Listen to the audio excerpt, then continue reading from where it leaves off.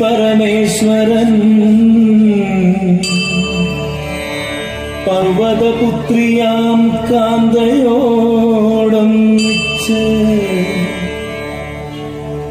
ആനന്ദ താണ്ഡവ നൃത്യാദിലോലരായി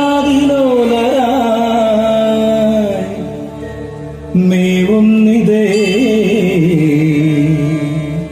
കൈലാസഗിരിതലേ.